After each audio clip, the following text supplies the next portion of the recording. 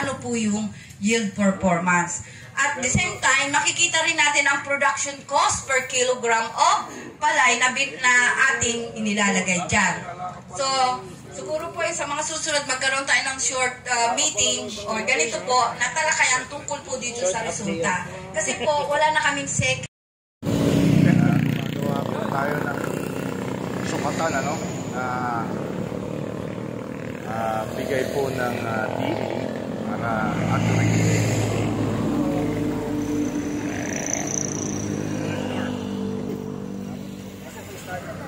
Hey, straws! So, sample number 3, CHC Agritech.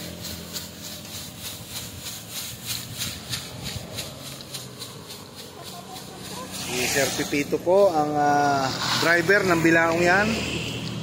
At ang konduktor naman po ay si Sir June, napakaseryoso. Ito po ay kay AgriPure na isa din sa kalahok dito sa DA Derby Festival ng Department of Agriculture, ano. Ayan na po, Agritech na po yung itinitimbang na yan, ha.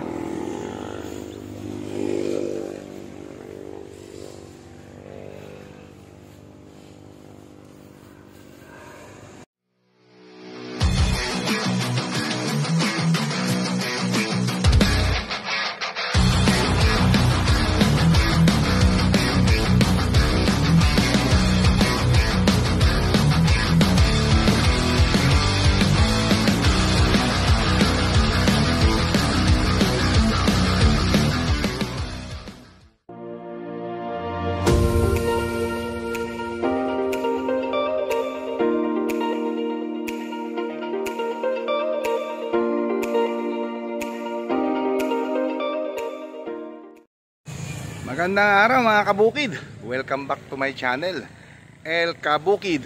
Ngayong araw na to mga kabukid, nandito tayo ngayon sa bayan ng Santa Rosa, Barangay San Isidro, para saksihan po itong nagaganap na pa-derby, no? Festival, no? Ng DA, yung biofertilization ng DA, which is kasali po ang ating company na CHC Agritech, and also yung LM Arenas, no? At ito po, nag-i-start na po tayo rito. Ito po yung Region 3. Okay, tapos na po tayo sa Region 1 and 2. Ayan mga kabukid. So tignan po natin ito hanggang sa matapos. Samahan nyo ako mga kabukid. At syempre, kasama ko ang mga malulupit na team ng CHC Agritech dyan. And then si Agri Princess. Sir Ferds.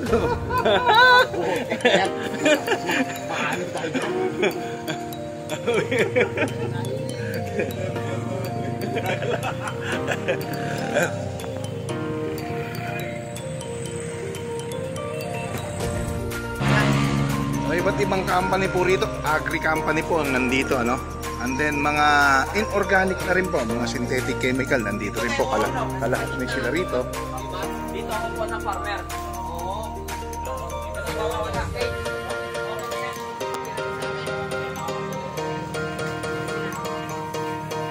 Busy po lahat. Magsiset up, ano? Mga kabukid, kinuha ko na po yung pagkakataong ito dahil lagi po natin napipictures itong avatar, no? Especially sa mga buto, sa mga sibuyas, no? Ay ginagamit po nila. So tatanungin po natin ang isa sa ano pang katungkulan niyo dito, Sir Jonathan? Sales supervisor po. Tatanungin natin si Sir Jonathan, isang sales supervisor ng Aldis Corporation or company, ano? So tignan po natin yung kung ano pong meron dito sa avatar. Good morning, Sir Aldis. So, good morning. Kwentuhan mo nga ako dito sa iyong produkto na avatar. Yes sir, good morning po sa lahat. Ang avatar po natin ay isang uri po ng bioinoculant fertilizer. Ibig po sabihin, bioinoculant, isa po siyang organismo, may buhay. Ang taglay po nito ay ang trichoderma. Ang trichoderma po ay isang napakahalaga po sa ating po mga pananim. Ang trichoderma po ay isang uri po ng biofungicide, and then isang uri din po siya ng biofertilizer.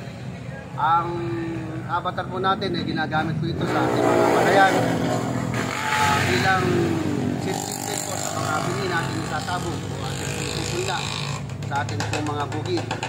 Pwede po siyang gamitin isang sachet po ng avatar po natin, good for 1 hectare.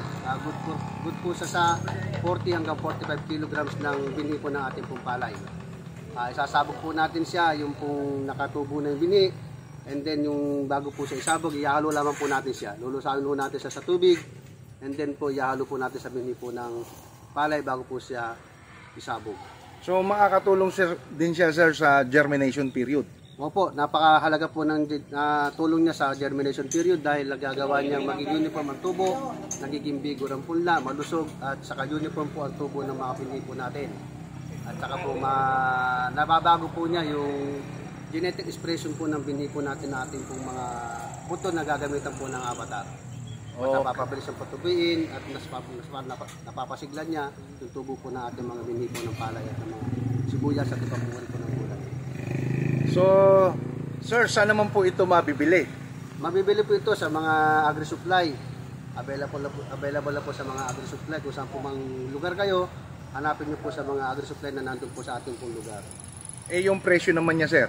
Kumusta naman? Maganda po ang presyo po nito. Kayang-kaya po natin bilhin kasi ito po ay nasa 550 hanggang 580 lang po. Good for 1 hectare na? Good for 1 hectare na po siya. Kung sa bini po ng palay, good for 1 hectare. Sa bini po ng sibuyas, good for 3 cans o 3 lata po ng sibuyas. Isang kutsara po sa isang lata po ng sibuyas na ating itinatanim. Okay, thank you sir. At syempre, samantalahin na rin natin pagkakataon. Ano pa bang product meron si Aldis? Ipakilala mo na rin. Meron din po tayong mga produkto na tulad po ng mga herbicides. Meron po tayo nitong Piangkor Ultra. Ang Piangkor Ultra po natin, ginagamit ito sa mga tubong damo ng palay. Gagamitin po natin ito 8 hanggang 16 na araw. Tuyo po yung lupa and then patubigan po natin after 3 days. Isang litro po na to ay good for 1 hectare. Ang templada po na to sa 8 hanggang 16 na araw ay 100 ml. May takalan po isang sa baba kung makikita po natin. Sa takalan po na to, 2 takal po. Per tank load? Per tank load o 16 liter.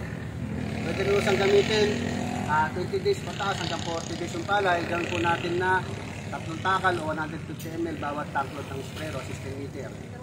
Kayang-kaya po madamong mga malalapad ng dahon, damong walang buko, at yung madamong may mga buko. Kayang-kaya po patayin po ng ating Piangkor. Yun. So, at sila rin po ang may gawa, no? Aldis din po may gawa ng mga yan. Makikita niyo sa video. Siga, isa po uri po ng pamatay uod na insekto. Lahat po ng uod, mga armyworm, cutworm, kaya po patay sa holder. So, Piangkor 5 po, pamatay ka mo rin po, pag nakatubo rin po siya. Mas malalakas lang po namin dito sa Piangkor Ultra. Ito Piangkor 5 po, pang kalating litro, pang 1 hektarya, pang nakatubong mo rin po ang pinapatay sa ating pong palayan. Meron po natin itong Crab Giant. Ito po yung Crab Giant na 1919 o kilala po sa tawag na Crab Giant Yellow. Ito po ng mga customer natin, pampapulas. Ginagamit po sa lahat po ng pananim. Po pwede po sa palay, gulay at anong uri po ng pananim. Kalamansi, sa mga punong pinamumunga po pwede rin po ito. Itong Crab Giant 15-15-30 ginagamit naman po sa panampunan yung ating pong palay o mga gulay o anong uri ng pananim kapag po nasa reproductive stage na po siya. Yung po mga nabubuntis na yung palay at saka doon hanggang doon sa malagatas na pununuhay po ng palay po pwede rin po siya. Sa mga gulay po na ating pong itinatanim doon po sa mga panahon po na namumulaklak at namumunga, gagamitin po natin itong Crab Giant 15. So para siyang foliar pala. Ito po isang uri po ng foliar fertilizer. So tinutunaw siya boss? Opo, dahil powder siya? Opo, tutunawin po ito. Ang templada po na ito sa isang tank load po, 16 liter. Titimpla po tayo ng 5 to 6 tablespoon bawat 16 liter o isang tank load po ng sprayer. Ayun sir, saan naman po kayo makokontak ng ating mga subscriber, viewers kung sakaling sila may mga katanungan? Po pwede nyo po kontakin sa telepono ko po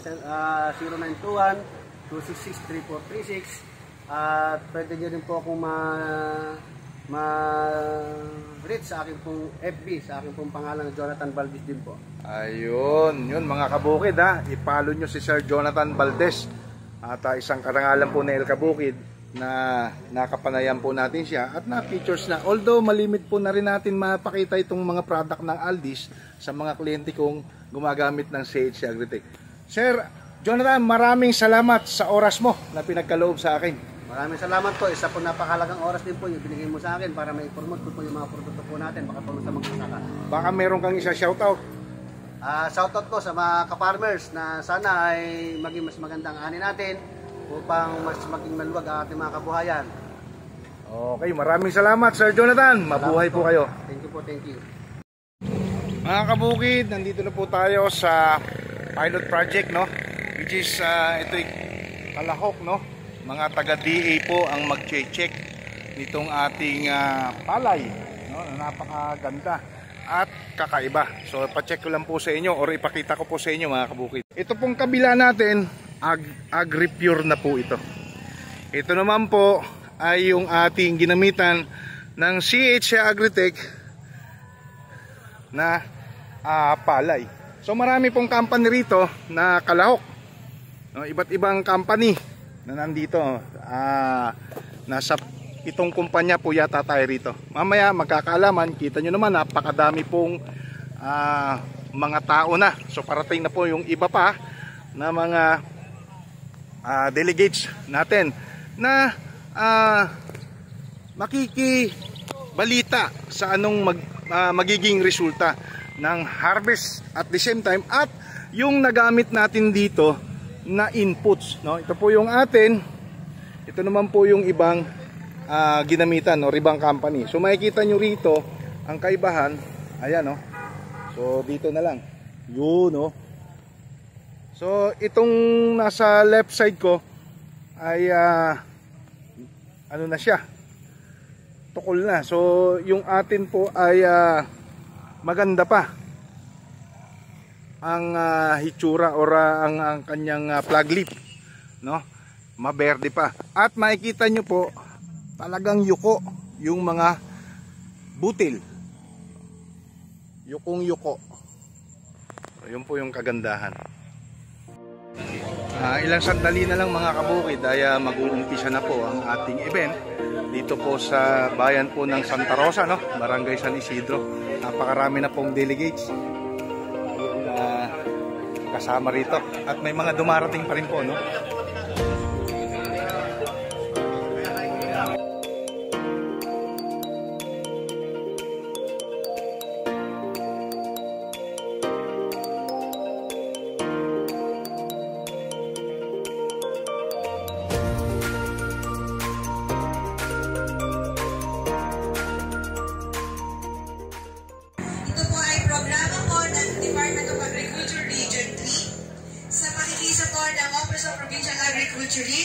Municipal Agriculture Office at ang kabuuan po ng mga sumali na fertilizer company ay 7 po. So binubuo po ito ng 7 fertilizer company na nagsama-sama upang ipakita po ang iba't ibang kagandahan at katangian ng kanilang mga produkto. So mamaya po magkakaroon po ng presentasyon ng bawat kumpanya. Inihiling ko po ang pakikisa ng magsasakang nandito, pakinggan po natin mabuti at namin po natin yung mga kagandahan na ibabahagi ng mga kumpanyang ito na makakatulong po sa ating pagsasaka. So, ngayon pong umaga ay nagpapasalamat po kami sa inyo pong pagpapaunlak na makadalo dito sa ating isang programa na kung saan ay programa po ng ating Regional Field Office 3 sa pangunguna po ng ating direktor na si Director Bautista sa katauhan po ni Ma'am Ami bilang representative at saka po sa kanyang mga kasama. So nagpapasalamat din po tayo sa ating Office of the Provincial Agriculturist sa pangunguna po ng ating Assistant Provincial Agriculturist sa katauhan po ni Doc Jason. At gayon din po, siyempre sa magsasaka na tumanggap po sa programas sa pamamagitan po ni Kuya Wilfredo Cayosa. So palakpakan naman po natin, yung po natin dito sa harapan. At gayon din po, syempre, sa inyong mga magsasaka na binigyan nyo po kami ng pagkakataon na maipakita po yung kagandahan ng teknolohiya ng mga biofertilizer. So, ibig sabihin po, ito po ay mga organic na produkto, organic-based na produkto na kung saan mamaya po ay ibibigay po sa atin, ilalahat po nila yung ganda ng produkto na kung saan ay para kakain tayo ng mga ligtas na pagkain. Sa programang humawak po sa pamamagitan po ni Ma'am Cecil, siya po yung tumutok para ma-establish po ng maayos yung ating pong fertilizer derby po dito sa Barangay Santo Rosario. So palakpakan naman po natin si Ma'am Cecil. Ayan. So ngayong araw na to, isasagawa nga po natin ngayon yung ating field day or pakitang gawa. Tingnan natin kung alin ang magiging maganda ang resulta na kung saan para sa ating mga magsasaka po, tingnan ninyo alin ba yung mas makakatulong sa inyo at makapagbibigay po sa inyo ng mas mataas na ani, mas matipid, mas maliit ang gastos at mas malaki ang inyo pong kikitain.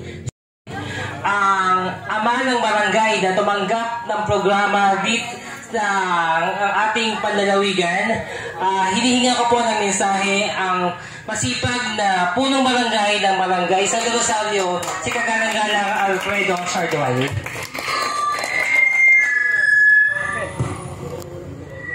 Isang magandang umaga po sa ating lahat.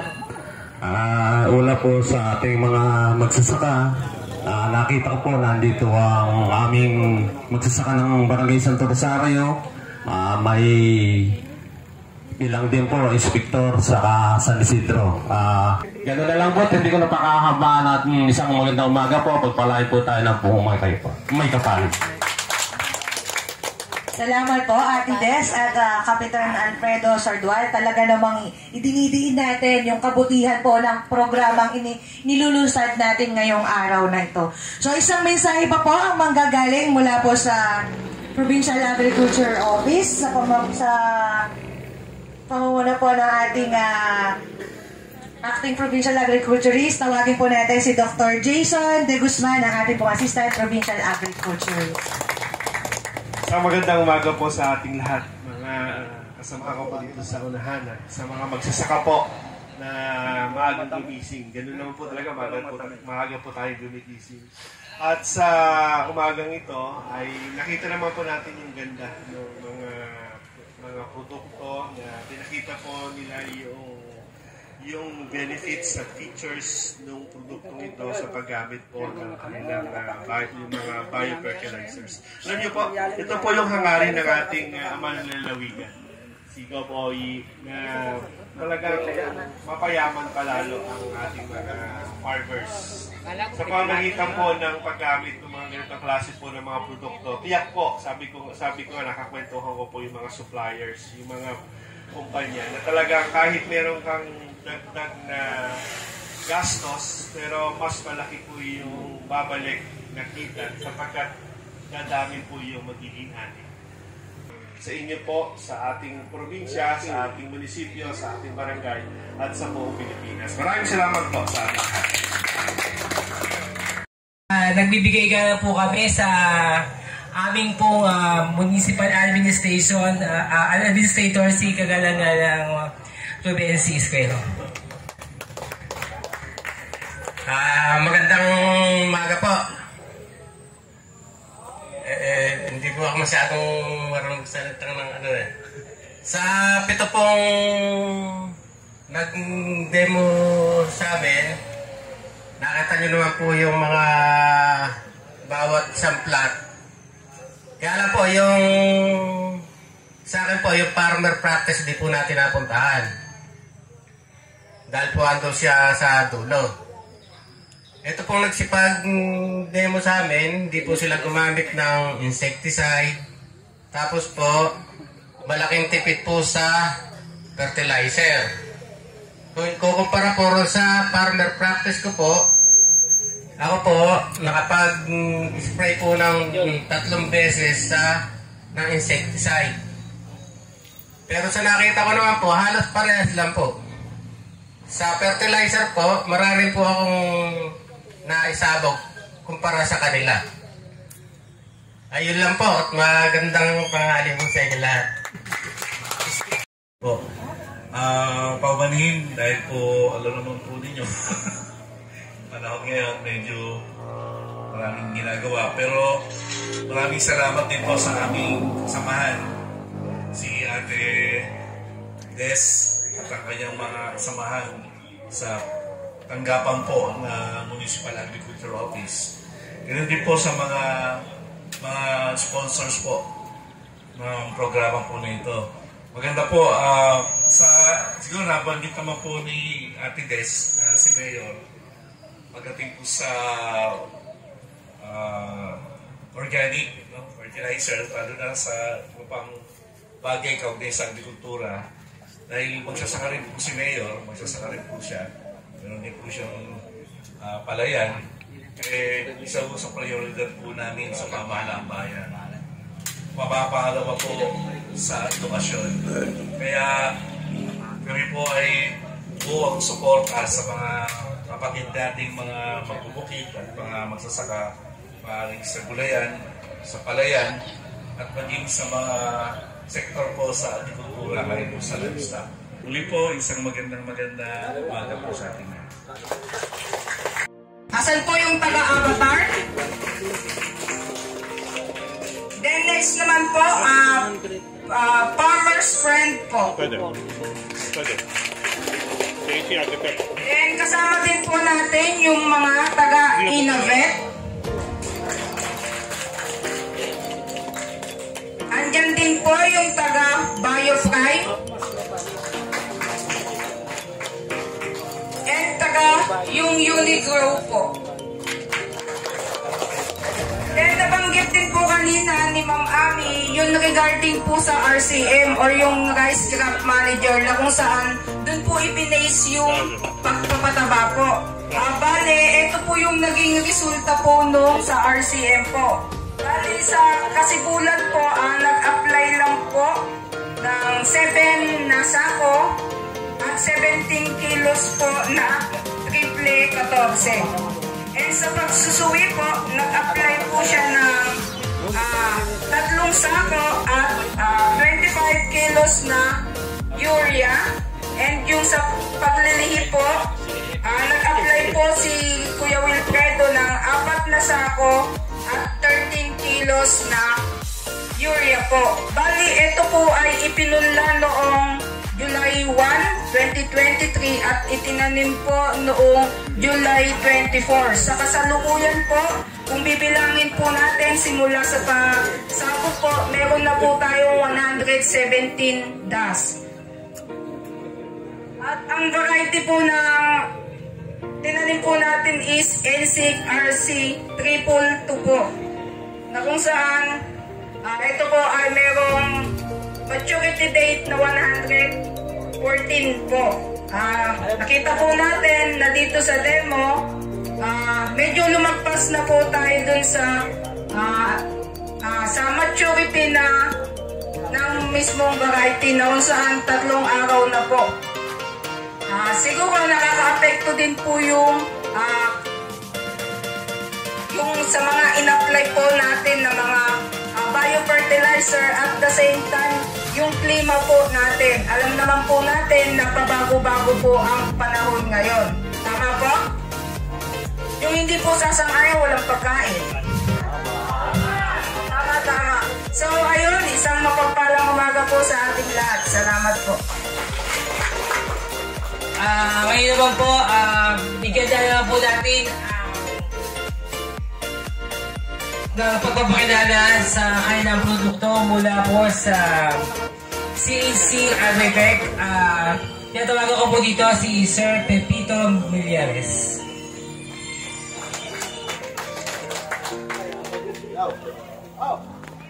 Okay. Para mabilis po, lahatin ko lang po kayo na babatin po ng magandang umaga po sa ating lahat. Ang pan po natin dito is bio. Alam po natin yung bio meaning to say life. Di po ba? So, biofertilizer derby.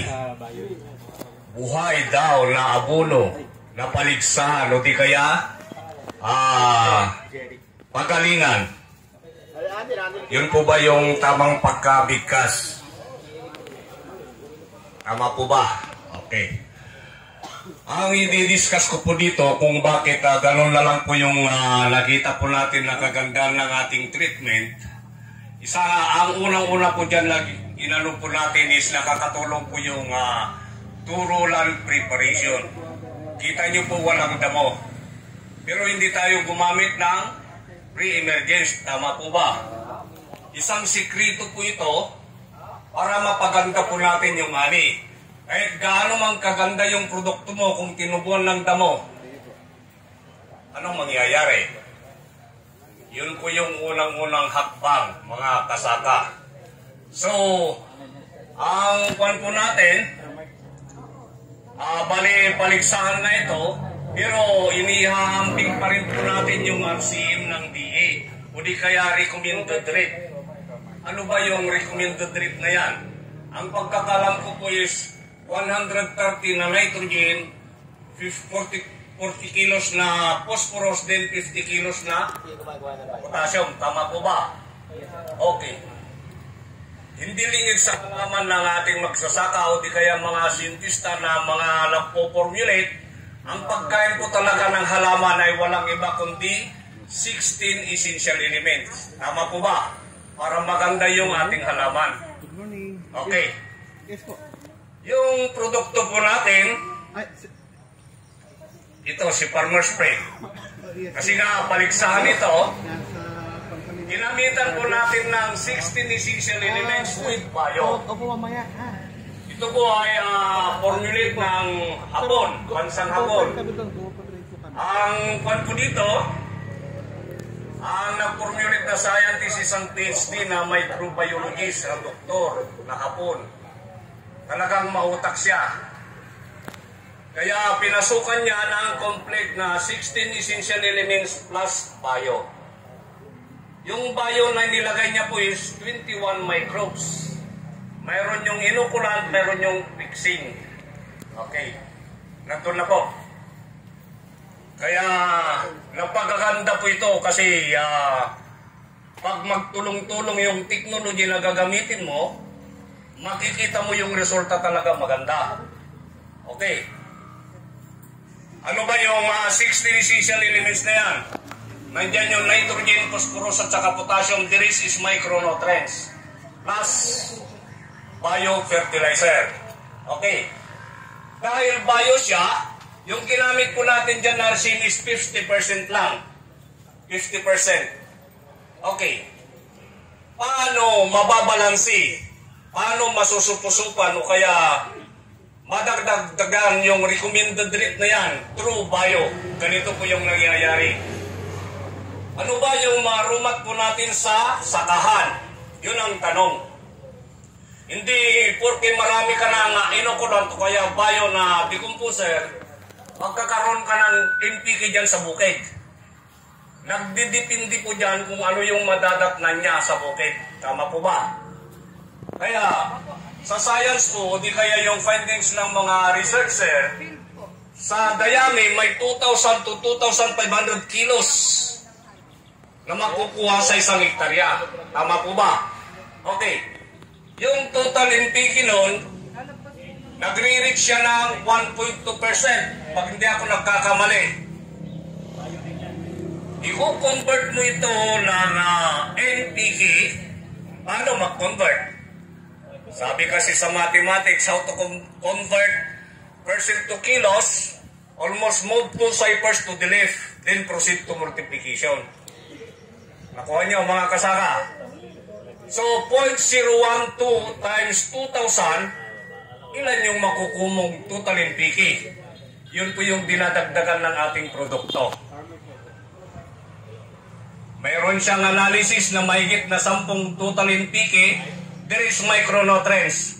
Then, okay, inadresan na po ni inoculant. Yung inoculant po natin ay maraming panggagalingan na mga bacillus strains. Maliban po ito, mayroon siyang 3 nitrogen fixing bacteria. Ito ay Aspergillum, Rhizobia at saka Azotobacter. Kita nyo naman mga kasaka, dilaw na po yung bunga, hindi pa rin yung pagkaberde ng plantwit niya. Ito po yung kagandahan ng ating produkto. Hindi ako marunong magsalita pero nakikita po naman natin yung standing crop po natin.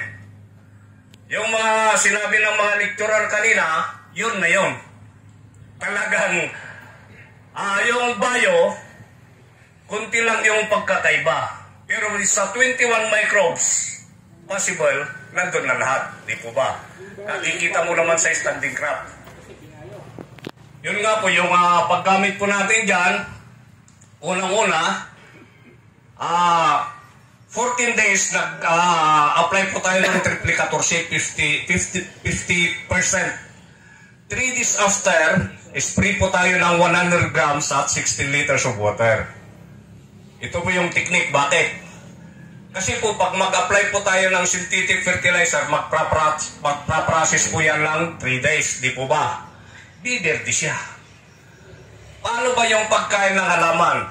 True roots din, true leaf. By stomata. Tama po ba? Okay. Pag nag-process siya ng 3 days, biberde siya, ito, mayroon siyang direct na kakainin. May micro, may amino, may fulvic at ammonia. Then may NPK. Magsisilbing pulyar na rin. So, 3 days after, sasalubungin mo, sabi niya, xylem, 12 hours, pupunta sa ugat, through stomata. Phloem, 12 hours again, pupunta sa kaduluduluan ng kanyang dahon. 24 hours. Ano yung mangyayari kung magsalubo yung pagkain niya? True roots din, true leaf. Makikita nyo, lalapat po yung dahon. Makapal. Kasi po, elongate, then cell division. Okay, ganun po yung estilo. Then, nasa 21 to 20 days, nasa RCM, naglagay po tayo ng 50% na RCM. Yung technique lang po doon, the same. 3 days after, spray ng 100 grams na farmer spray sa isang knapsack sprayer. Proceed to 35 to 30 days, last application ng urea, 50% ng RCM, 3 days after, spray. Yun na yun.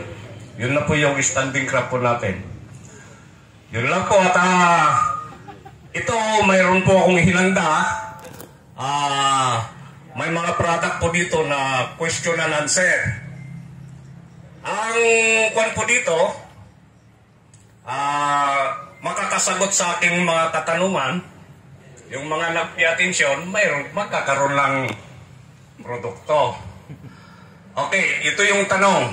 Unang-una, ano-ano yung unang makakatulong para mapalago o kaya maganda yung ani natin, para mawala yung damo na hindi tayo gagamit ng herbicide o di kaya pre-emergent. Ano yung technology? Galing mo, sir.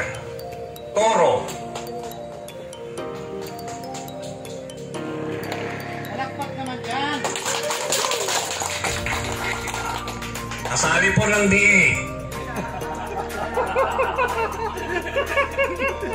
Ilang pa. Kasi po yung kwan po natin dyan is 3,000 square meter, 3 packs. 10. 1 kilo. 1 kilo po kasi 100 grams. Yung packaging po natin may 100 grams, may 500 grams, meron siyang 1 kilo. Yun po. Presyo. Mamaya po, magpapa-question and answer pa. Si sir na po, si director ng sasagot dyan. Okay. Probiotic.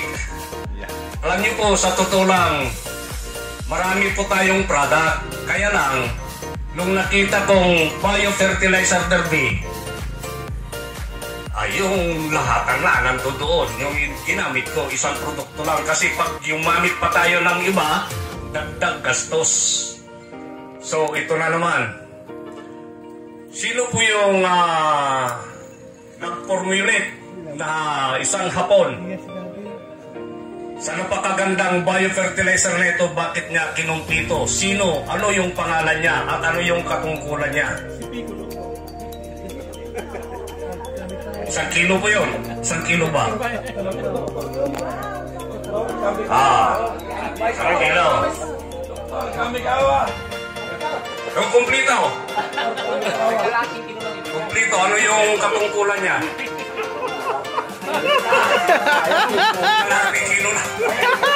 Okay, kayong pa man nag-pay-attention si sir. So, kayo ka sir. Wow, congrats! Woo! Pang isang hektarya, sir. Pang isang hektarya na yan. Okay. Ito na naman. Ano yung nitrogen fixing bacteria na nakapaloob dito para mag-catch ng nitrogen na 65-25% na nitrogen na floating sa atmosphere? Ano yung mga nitrogen fixing bacteria na tatlong sangkap po nito?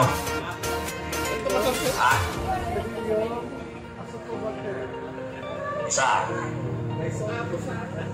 Dalawa. Tatlo po yun.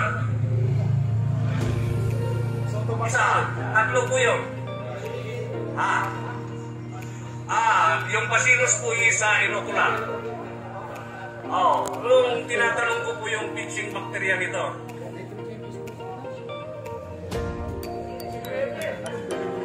Okay, uulitin ko po, Azospirillum, Rhizobia at Azotobacter. Okay.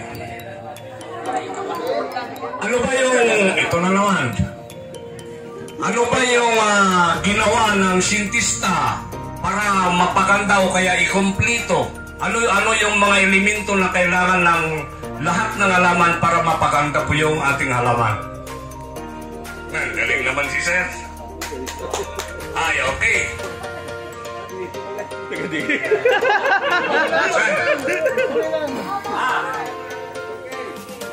Okay, kulang.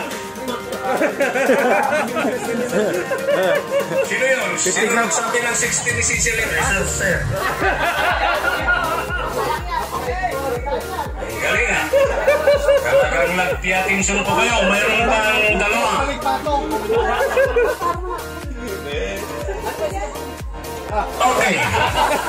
Ito na naman. Ano yung mga strings na inokulan po nito? Yung kino-cover up lahat ng strings na ito, ano yung inokulant na yan? Para ma-decompose po yung total intake o kaya mga aromat sa sakahan. Sinabi mo na kanina. Hindi. Ayun.